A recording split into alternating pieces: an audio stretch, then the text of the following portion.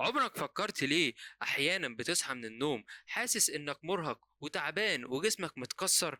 سوء النوم مشكلة كبيرة ممكن تأثر على حياتك كلها. تخيل إنك طول اليوم عاوز تكمل نوم ومش قادر تركز في شغلك أو دراستك، والمزاج بيبقى في النازل على طول. ده غير إن قلة النوم بتسبب مشاكل صحية على المدى البعيد، زي زيادة في الوزن وضعف المناعة. في الفيديو ده هنكتشف مع بعض أسباب سوء النوم وإزاي نقدر نحسن من جودة نومنا عشان نصحى كل يوم بنشاط وحيوية. هات مشروبك المفضل ويلا بينا.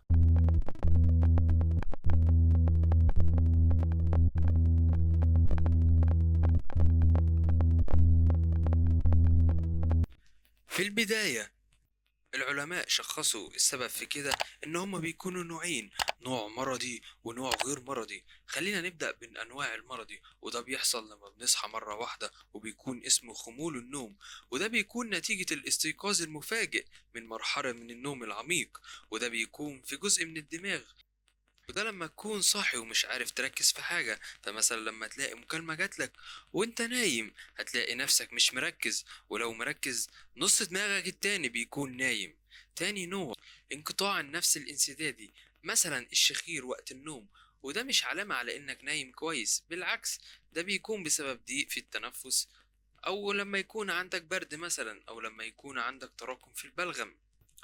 الأرق، وده بيكون مثلا إننا لما بنيجي ننام بنقعد نفكر في حاجات كتيرة زي مستقبل بكرة وهنعمل إيه وإيه اللي هيحصل، وبنخاف من حاجات كتيرة إنها تحصل.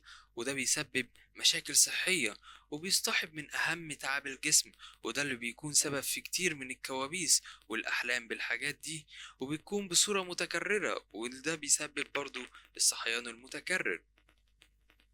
في حالة بتقول إنك وإنت نايم بتقعد تخبط رجليك الاتنين في بعض، ودي بتكون حالة عصبية غير إرادية، ودي كمان بتسبب الاستيقاظ المتكرر خلال النوم، وده بيسبب تعب في الجسم. وجع الأسنان، وده بيكون بسبب وجع في الأسنان وإحنا نايمين، وده بيسبب ألم كبير زي مثلا تسوس الأسنان كده. مين مننا مجربش وجع في الأسنان؟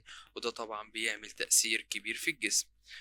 خلينا نروح للأسباب الغير مرضية، وده بيكون إنك بتنام عدد ساعات قليل من اللي جسمك بيطلبه. فمثلا لو أنت بتنام 5 أو 4 ساعات ده قليل جدا، لازم تدي جسمك راحة كاملة. فمثلا لو أنت بتنام من 7 إلى 8 ساعات في فترة النوم ده ممتاز جدا، وبيكون جسمك خد راحته والمدة الكافية في مرحلة النوم. نقص فيتامين د في الجسم، في دراسات أثبتت إن نقص فيتامين د في الجسم بيسبب نقص في قلة النوم.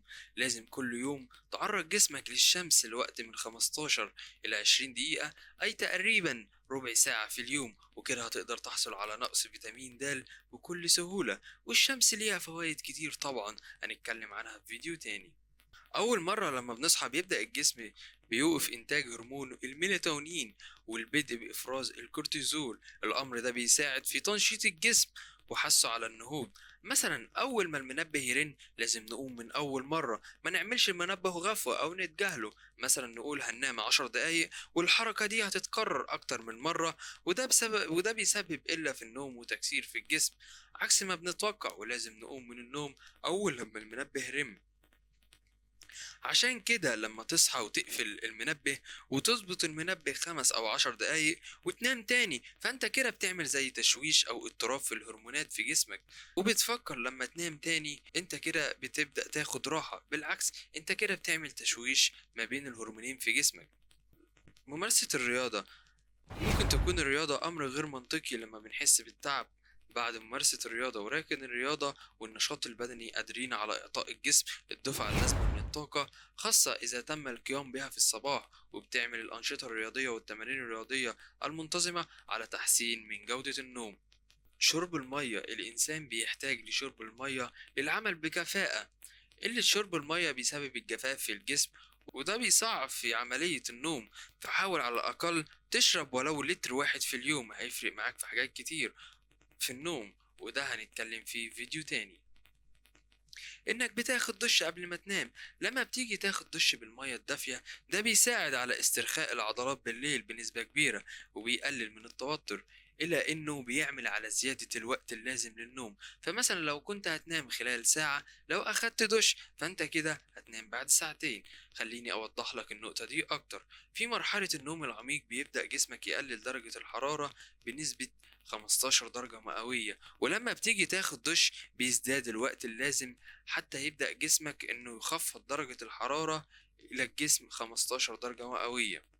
الأكل والشرب، كتير مننا لما بياكل ويجي ينام بيحس إن الأكل كابس على جسمه فما بيعرفش ينام. فمثلا لما تيجي تاكل وتنام على طول ده بيسبب مشاكل في الجهاز الهضمي، ومنها عسر الهضم أو حرقة في المعدة مع نشاط المعدة، ودي بتفرز الأحماض اللي بتساعد على الهضم. ولما تيجي تنام وتفرد جسمك بيكون في صعوبة في انتشار الأحماض في المعدة إلى المريء وحتى الحلق في معظم الحالات، والأمر ده بيسبب إحساس بمرارة في الفم مصحوبة بكثرة التجشؤ، وده بيسبب طبعا الانتفاخ وإخراج الغازات الزايدة في الجسم، وده طبعا لازم يخلي النوم أمر صعب جدا بالليل.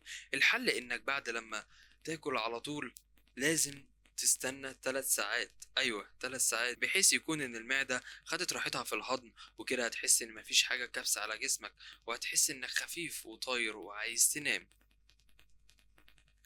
وكمان من الحاجات المهمة وجبة الفطار ليها عامل أساسي، عشان دي بتمد الجسم بالطاقة اللازمة، وده بيساعد الجسم إنك تصحى فايق وزي الفل. خلينا نروح لأهم موضوع وهو سبب أساسي وإحنا ما نعرفش، وممكن كتير منكم ما يعرفش عنه حاجة، وهو شرب القهوة أو أي مادة بتحتوي على الكافيين.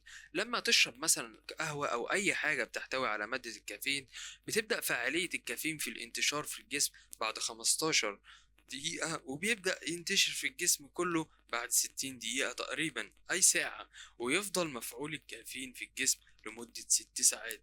بمعنى إن الكافيين بيبدأ يرسل زي إشارات للمخ إنه يفضل صاحي لحد 6 ساعات ومنتبه، وبعد كده بيتبقى نص كمية الكافيين في مجرى الدم. وفي وقت 10 ساعات تقريبا من المفترض ان يكون جسمك اتخلص من مادة الكافيين نهائيا. فلو هتشرب قهوة او اي حاجة فيها مادة الكافيين ياريت تكون قبل نومك ب10 ساعات. بس كده، ده كان سؤال النهاردة، وأتمنى تكونوا استفدتوا من سؤال النهاردة. وأنا محمد سيد، ودي قناة سؤال في بالي.